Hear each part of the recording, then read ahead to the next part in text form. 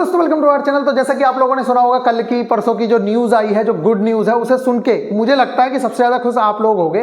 अगर आप लोग बहुत ही अच्छे से टारगेट्स को अचीव कर रहे हो तो मैं आप लोगों को कह रहा हूँ कि उस न्यूज़ से सबसे ज़्यादा खुश होने वाले आप हो, क्योंकि आप लोगों का जितना सिलेबस हो चुका है बहुत ही अच्छे से, और वो भी दो बार, एक बार पिछली बार और एक बार इस बार basic science and engineering drawing के साथ। अगर basic science and engineering drawing में हम बात करें तो आप लोगों का 90% सिलेबस निपट चुका है। इसके अलावा कुछ नहीं रह गया, बहुत ही कम चीजें रह गई हैं। और अब बात करते हैं हम मोस्ट इंपोर्टेंट बरसाती मेंढकों की भी। तो जैसे कि आप लोगों को पहले से मैं कहता आ रहा हूं कि बरसाती मेंढक तभी जागते हैं, तो अभी कुछ लोग जाग चुके हैं और इसके बाद अभी कुछ लोग और जागेंगे। इसका अंदाजा आप लोग लगा सकते हो। जहां पे व्यूज जा रहे थे 3000 4000, अब 10,000 की संख्या में व्यूज जाएंगे। फिर आने वाले टाइम में 30,000 होंगे, फिर 40,000 होंगे, 1 लाख भी होंगे। क्योंकि जैसे जैसे एग्जाम की चीजें आना शुरू होंगी वैसे वैसे स्टूडेंट आना शुरू हो जाते हैं। लेकिन सिलेक्शन सिर्फ उन्हीं लोगों के होंगे, ये समझ लीजिएगा आप लोग, जिन्होंने धैर्य से, बिल्कुल धैर्य बना के और अपनी तैयारी को बिल्कुल भी नहीं डिगने दिया है, या वो खुद तैयारी से नहीं डिगे हैं। ऐसे बहुत से बच्चे हैं जिनको ये लगता है, वो अभी भी रो रहे हैं, अभी भी रोएंगे। जब तक वैकेंसी आ नहीं जाएगी तब तक रोएंगे, और जब वैकेंसी आ जाएगी उसके बाद इसलिए रोएंगे कि भैया अभी तो पेपर 1 साल बाद होगा, ज्वाइनिंग। फिर जब पेपर हो जाएगा फिर इस बात पर रोएंगे कि अभी रिजल्ट 1 साल बाद आएगा, फिर इसलिए रोएंगे कि अब रिजल्ट आ गया, अब ज्वाइनिंग 1.5 साल बाद होगी, और उनका सिलेक्शन होना कहीं नहीं होगा। रियलिटी में जिस लड़के को सिलेक्शन लेना है उसके पास तो टाइम ही नहीं है, क्योंकि उसको दिख रहा है कि मेरा कितना वास्ट सिलेबस है, मुझे किस तरीके से सिलेबस को कवर करना है। ये वाली चीजें आप लोगों को ध्यान रखनी है। अभी फिलहाल मैं आप लोगों को बता दूं, आप लोगों को अब वीडियोस देना शुरू कर रहे हैं कंटिन्यूअसली। आप लोगों के पास अब वीडियोस जाएंगी आरआरबी एएलपी को लेके। कोर्स परचेज करने की जल्दबाजी मत करिएगा। कहते हैं ना, जैसे मान लो युद्ध में लड़ने जा रहे हो तो पहले ये देख लो कि वो वाला बंदा कैसे हथियार यूज करने वाला है। पता चला वो AK-47 लेके बैठा, आप दुनाली बंदूक लिए बैठे हो। समझ आ रही है ना? तो जीत उसी की होनी है। इसलिए इन चीजों का ध्यान रखना है।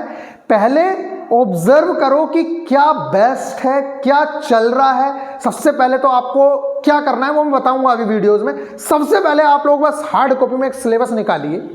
सिलेबस को देखिए, CBT 1, CBT 2, और फिर जो कॉमन चीजें हैं CBT 1 और CBT 2 में, पहले उन चीजों को फोकस करना। मैं इसकी वीडियो दूंगा, अभी अलग से वीडियो दूंगा। अगर आप चैनल पे नए हो तो मैं आप लोगों से गारंटी देता हूं, इस चैनल पे आप रहिए, सब्सक्राइब मत करिए, सिर्फ रहिए। और फिर जब 4-5 वीडियोस देख लो, आपको लगे कि हाँ भाई ये चीज सही है, इसको आप ग्रुप डी के रिजल्ट देख लो यार, शॉर्ट सेक्शन में जाके आपको दिख जाएंगे कितने स्टूडेंट ने रिजल्ट दिए। कम पढ़ के अगर सिलेक्शन लेना है तो निश्चित तौर से आपके पास एक गाइडेंस का होना जरूरी है। आज के टाइम में पढ़ सब रहे हैं लेकिन सिलेक्शन वो ले रहे हैं जिनके पास एक बेहतर गाइडेंस है। ये आपको पता होना चाहिए। पढ़ तो दुनिया रही है यार। आपको क्या लगता है कि आपकी क्लास के सारे बच्चे पढ़ते नहीं हैं? सब पढ़ते हैं, लेकिन सिलेक्शन 1 या 2 का ही क्यों हो रहा है? उसके पीछे रीजन है कि उसके पीछे किसी बंदे की गाइडेंस है जो उसे ये गाइड कर रही है कि सिलेक्शन तक कैसे जाना है। आपने सीख लिया, जैसे आपने जादूगर ने आपको एक ट्रिक सिखा दी कि देख मैं ऐसे जादू करता हूं, आप जादू नहीं कर लोगे। ये मैंने पहले भी बताया था आप लोगों को। आप सिर्फ सीख गए हो कि हाँ भाई ऐसे होता है, लेकिन अब वो जादू करना कैसे है, जनता के सामने कैसे करना है, उसके लिए आप लोगों को प्रैक्टिस की नीड होती है और उसकी गाइडेंस की नीड होती है। तो इन चीजों का आप लोग ख्याल रखिएगा। फिलहाल मैं आप लोगों को बता दूं कि अगर आप चैनल पे न्यू हैं तो आप चैनल से जुड़े रहिए। बस सब्सक्राइब करने की कोई जरूरत नहीं है, आप सिर्फ जुड़े रहिए। जो जो चीजें बताई जा रही हैं, अभी बुक्स की वीडियो आएगी, सारी वीडियोस, ALP सिलेबस की वीडियो आएगी, जितनी भी वीडियोस हैं सारी की सारी आप लोगों के पास आएंगी। बस आप जुड़े रहिए और देखते रहिए क्या करना है। पहले मैं आप लोगों का एक बेस तैयार कर लूं, आप अपने पास बुक्स इकट्ठी करिए जो जो चाहिए हमें सारी। पहले हथियार तो ले आओ, फिर युद्ध के मैदान में कूदेंगे। आप ये मत समझना कि सिलेबस कंप्लीट नहीं कराएंगे या मान लीजिए हमारी क्लासेस लेट ना हो जाए। सब कुछ होगा और बाकी लोगों से पहले होगा, इस चीज का ध्यान रखिएगा। बस आप लोगों को अपनी तैयारी स्टार्ट करनी है। चलिए यहां देखते हैं। RRB, ALP, JEE and technician का आज हमारा टारगेट डे 18। अब आप लोगों को समझ आएगा, जो न्यू बच्चे हैं उन लोगों को भी समझ आएगा कि अभी जितनी धीरे धीरे से हम चीजें करवा रहे थे, बहुत दिमाग में फंस रही थी, ऐसे ही नोटिफिकेशन आएगा तब देखना सब कितना फास्ट हो जाएंगे। समझ आ रही है? लेकिन कोर्सेज की जल्दी में मत करना। मैं आप लोगों को बता दूं, कोर्सेज के स्टूडेंट इतना परेशान हो जा रहे हैं बाद में कि एक ही चैप्टर के 12-12 लेक्चर्स, 20-20 लेक्चर, एवरेज चैप्टर है 20 लेक्चर्स हैं साहब। अब बच्चा करे तो करे क्या, उसको समझ ही नहीं आ रहा कि मैं कहाँ से पढ़ूँ, यहाँ से पढ़ूँ, वहाँ से पढ़ूँ। बाद में आके वो वही करता है, क्योंकि एट द एंड जो चीज़ एग्जाम में आना वो निचोड़ ही है, तो आपको वो निचोड़ अच्छे से समझ आना चाहिए। अगर आपको वो निचोड़ आता है तो आपको कुछ भी करने की जरूरत नहीं पड़ेगी, आपका एग्जाम निकल जाएगा। चलिए यहाँ पे बात करते हैं, और किसी बच्चे से पूछ लीजिएगा अगर ग्रुप डी दिया हो तो ग्रुप डी में सबसे ज़्यादा जो चीज़ें फंसवाई थी बाद में, पहले लोग अपने कह रहे थे कि ये वाली बुक पढ़ लो, ये वाली बुक पढ़ लो, इसी से सिलेक्शन हो जाएगा, और उसके बाद हालत देख लो उन स्टूडेंट की क्या हुआ। जिन्हें कितने स्टूडेंट के कमेंट दिखा दूंगा मैं कि भैया हमें तो ऐसे बर्बाद हो गए हम तो, नहीं तो आप तो एनसीईआरटी करवा ही रहे थे पहले से। सिर्फ एनसीईआरटी से एएलपी में काम नहीं होगा, एनसीईआरटी से 80% तक काम होगा, लेकिन उसके अलावा जो 20% चीज़ें पढ़नी है उसकी लिमिट है कि कहाँ से कितना पढ़ना है। नहीं तो पढ़ने को तो दुनिया भर की चीज़ें पढ़ लो, इन्वायरमेंट भी इतना सारा है, कहाँ तक पढ़ोगे। लेकिन आपको पता होना चाहिए कि मेरे लिए क्या इंपॉर्टेंट है। जैसे इन्वायरमेंट है, उसमें ग्रीन हाउस इफेक्ट है, वो हमारे लिए इंपॉर्टेंट है। पोल्यूशन वाला पार्ट इंपॉर्टेंट है, पोल्यूशन से होने वाली डिजीज हमारे लिए इंपॉर्टेंट है। ये कुछ पार्ट हैं जो हमारे लिए इंपॉर्टेंट है, तो बस वही वाली चीज़ें करनी है, बाकी करना क्या है। चलो, टारगेट डे 18 है, 0 से हीरो तक का सफर दोबारा से भी स्टार्ट कराएंगे। फिलहाल इन लोगों का जो सिलेबस है वो निपटने को है, 25 टारगेट के आसपास इनके होने की उम्मीद है, ठीक है। और इनका अगस्त से ये बैच चल रहा है।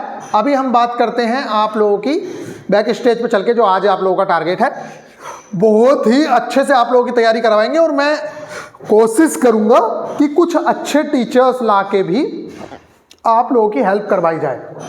बाकी बाउंडेशन आपकी नहीं है, मैं बार बार कहता हूं, अगर कोई टीचर साइंस का अच्छा है तो आप उससे साइंस पढ़िए, उसके टीचर से मैथ या बाकी चीज़ें करने की जरूरत मत पड़िए। मैं कह रहा हूं एसके झा सर और नीरज सर मान लो साइंस अच्छी पढ़ा रहे हैं तो आप इनमें से किसी से साइंस पढ़ लीजिए। अगर आपको लगता है साहिल सर मैथ्स अच्छा पढ़ा रहे हैं आप उनसे मैथ्स पढ़ लीजिए। आप सारी चीज़ें उनसे पढ़ने के चक्कर में बहुत ज़्यादा दिक्कत में पड़ जाते हो, यही तो प्रॉब्लम है। क्योंकि वो ये कहता है बंदा जो कोचिंग वाला है कि भैया आप हमारे इससे पढ़ो, बेस्ट है, जबकि उसको खुद को पता है कि मार्केट में बहुत बेस्ट टीचर्स अवेलेबल है। चलिए आइए, static GK and current affairs, 5 राज्यों के सीएम एंड गवर्नर्स। देखिए ये जो 5 राज्यों का चुनाव हुआ है, मैं आप लोगों को बता दूं, इतना ज़्यादा इंपॉर्टेंट है, इतना ज़्यादा इंपॉर्टेंट है ये 5 राज्यों का चुनाव। अब जैसे मान लेते हैं 5 राज्यों के चुनाव हैं, तो इसमें आप लोगों को पता होना चाहिए, देखिए इसमें बहुत उथल पुथल हुई है। कुछ लोग ऐसे हैं जो पहली बार सीएम बन रहे हैं। अब अगर पहली बार सीएम बन रहा है कोई बंदा और पिछले सीएम हट रहे हैं तो ये बहुत ज़्यादा उथल पुथल वाली चीज़ है। तो आपको राज्यों के सीएम, गवर्नर, राज्यसभा में कितनी सीटें हैं, लोकसभा में कितनी सीटें हैं, विधानसभा में कितनी सीटें हैं, विधान परिषद में कितनी सीटें हैं, ये सारी की सारी चीज़ें पता होनी चाहिए, क्योंकि रेलवे इन चीज़ों को बहुत ज़्यादा ध्यान देता है। पहले के एग्जाम्स में भी इस तरह के क्वेश्चंस पूछे जाते रहे हैं, और ये क्वेश्चन भी पूछा जाता है कि जो यहाँ पे विजेता है, मान लो बीजेपी जीती है तो उसने कितनी सीट गेन की हैं, टोटल सीटें कितनी थी, ऐसे भी क्वेश्चन पूछ लेता है कि विजेता ने इतनी सीटें प्राप्त की, टोटल सीटें उस राज्य में कितनी हैं। इस तरीके के क्वेश्चंस भी आप लोगों को पूछ सकता है। इसके अलावा military exercises of India, India नहीं है ये, यहाँ पे याद रखना है कि मिलिट्री एक्सरसाइजेज इंडिया किन किन देशों के साथ करता है। तो इसमें जो इंपॉर्टेंट बात याद रखनी है आप लोगों को, इसमें 2 चीजें इंपॉर्टेंट होती हैं। एक तो आपको ये पता होना चाहिए कि अगर कोई एक्सरसाइज इंडिया के अंदर हुई है किसी और देश की, तब आपसे उसका स्थान पूछा जा सकता है कि भैया ये एक्सरसाइज मेघालय में हुई है, ये एक्सरसाइज गोवा में हुई है। तभी पूछा जाएगा जब कोई और देश आके यहाँ, ऐसा नहीं है कि इंडिया की एक्सरसाइज तो इंडिया में ही होंगी, उनके सबके प्लेसेस थोड़ी याद रखने जाएंगे। लेकिन मिलिट्री एक्सरसाइज किन 2 देशों के मध्य हुई हैं ये इंपॉर्टेंट होता है, और बहुत ही ज़्यादा इंपॉर्टेंट इवेंट ये होता है। इसलिए इस चीज़ को याद रखेंगे कि किन 2 देशों के बीच कौन सी एक्सरसाइज होती है, और इन्हें याद करने की बहुत अच्छी ट्रिक्स हैं। मैं अपनी वीडियो दूंगा, एक बार मैं कह रहा हूँ आप सिर्फ वीडियो देख लेना, आपको रटने की जरूरत ही नहीं है, अपने आप याद हो जाएगा, ठीक है। नेक्स्ट है संघपालिका राष्ट्रपति। देखो जैसे कि आप लोगों को पता है कि हमारा राष्ट्रपति वाला टॉपिक चल ही रहा था, तो ये उसका एंड है, इस चीज़ को हम कर रहे हैं कवर, और बहुत ही ज़्यादा अच्छे से आप लोगों को पता होना चाहिए कि ग्रुप डी के अंदर कितनी पॉलिटी पूछी गई थी, और हमने सिर्फ और सिर्फ पॉलिटी के ही नोट्स दिए थे, उन नोट्स के अंदर से कितनी ज़्यादा चीज़ें फंसी थी ये सबको पता है। अब अगर मैं बात करूँ यहाँ पे, तो हमारा जो साइंस है उसमें मैंने क्लास देखी, जैसे मैंने आप लोगों से कहा था कि हमारा इलेक्ट्रिसिटी हो गया, अब हम basic science and engineering drawing वाले इलेक्ट्रिसिटी को करेंगे, लेकिन ऐसा नहीं कर रहा हूँ मैं। क्यों? Basic science and engineering drawing का जो इलेक्ट्रिसिटी है वो कंप्लीट इलेक्ट्रिसिटी के नाम से है, लेकिन उसके अंदर सारी चीजें हैं, डीसी मोटर, एसी मोटर, तो वो हमारा यहाँ 13th चैप्टर है। 10th की बुक में एक अलग चैप्टर दिया गया है विद्युत धारा के चुंबकीय प्रभाव। तो इस चैप्टर को करने के बाद हम उस पे जाएंगे इलेक्ट्रिसिटी पे, तब जाके हमारा वो कंप्लीट होगा। अभी फिलहाल हम लोग क्लास 10th की एनसीईआरटी का chapter number 13 magnetic effect of electric current, इस चैप्टर को हम कंप्लीट करेंगे।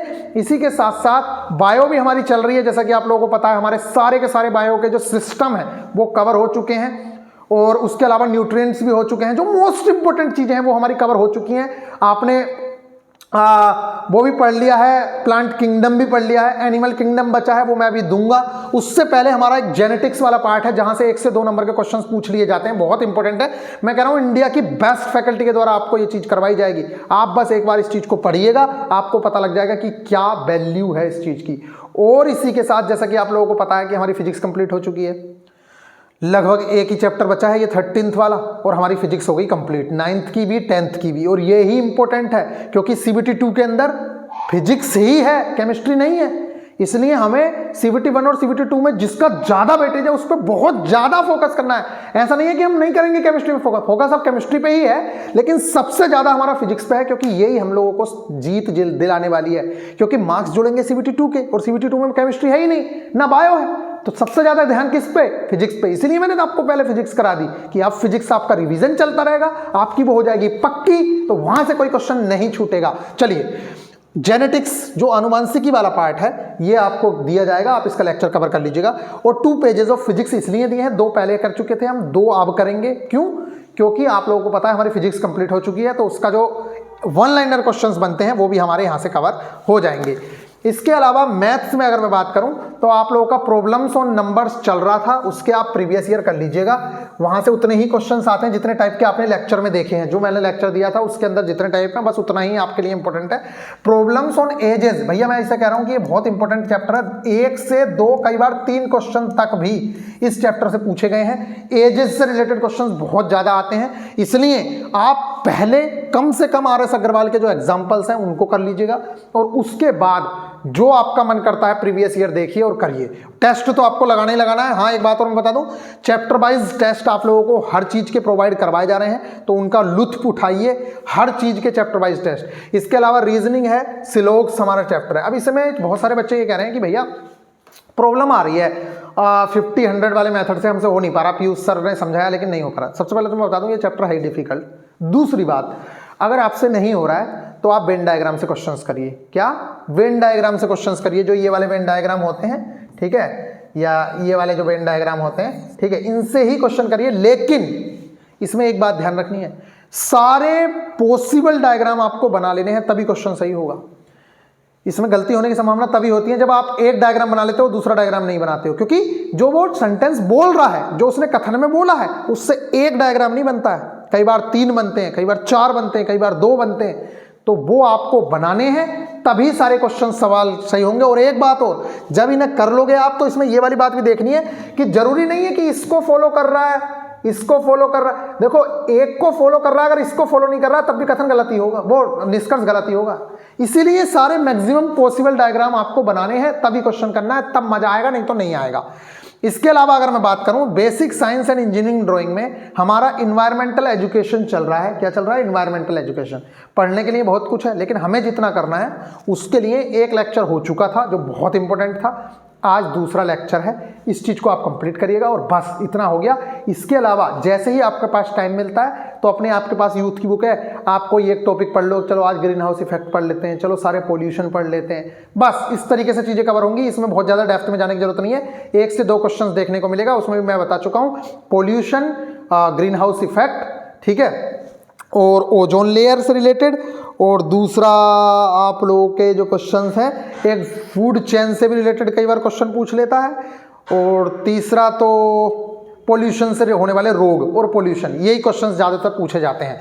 ठीक है, नेक्स्ट है, जैसे मैकेनिकल के सिंबल हम लोग पढ़ चुके थे, अभी हम इलेक्ट्रिकल इंजीनियरिंग के जो सिंबल हैं तो बहुत सारे, लेकिन हमारे लिए जो मोस्ट इंपोर्टेंट सिंबल हैं, अगर आप किसी दूसरी ट्रेड से बिलोंग करते हैं तब आपको सारे सिंबल करने की जरूरत नहीं है। अगर आपकी ट्रेड इलेक्ट्रिकल है तो आप सारे सिंबल को याद करिए, क्योंकि हो सकता है ट्रेड में भी आ जाए। लेकिन अगर आप इलेक्ट्रिकल के नहीं है तो आप कम से कम कुछ, जैसे AC है, DC है, जनरेटर है, अमीटर है, मोटर है, ठीक है, और बैटरी है, सेल है, इनके जो मोस्ट इंपोर्टेंट जो आप नाम सुनते रहते हो, ठीक है, और रिहोस्टेड है और इसके अलावा प्रतिरोध है, ये जो इंपॉर्टेंट है कम से कम उनको याद कर लीजिएगा, वहीं से क्वेश्चन देखने को आप लोगों को मिल जाएगा। और for complete guidance and test series visit our VIP Guruji official application. आप एक बार जाइए, एप्लीकेशन देखिए, ऐसे टेस्ट शायद ही आपको पूरे इंडिया में मिलेंगे। अब सैंपल के रूप में भी आप लोगों के सामने टेस्ट डाले जाएंगे, और घबराइएगा नहीं, पहले वीडियोस देखिए, जब आपको लगे कि हाँ भाई अब मैं तैयार हूं किसी भी इंसान से जुड़ने के लिए, तब उसी इंसान से जुड़ जाइएगा, सिलेक्शन तक वही लेके जाएगा। अगर आप, वही वाली बात है, जल्दबाजी में आप खरीद लाए 2 नाली बंदूक, सामने वाला एक की 47 लिए खड़ा, कहां से जीत लोगे? वही बात है, पहले देख लो कि मार्केट में कहां से पढ़ के आपको सिलेक्शन मिलेगा। अगर आपको लगता है कि हाँ ये चीज़ मुझे सिलेक्शन दिलवा सकती है, तो वहाँ जुड़ जाइए बेझिझक और बस काम करिए। लेकिन चूज करने में टाइम लगाइए, 2 दिन, 4 दिन, 6 दिन, चूज पहले अच्छे से कर लीजिए, उसके बाद आप करिएगा। मिलेंगे नेक्स्ट वीडियो में, ख्याल रखिएगा, टेक केयर।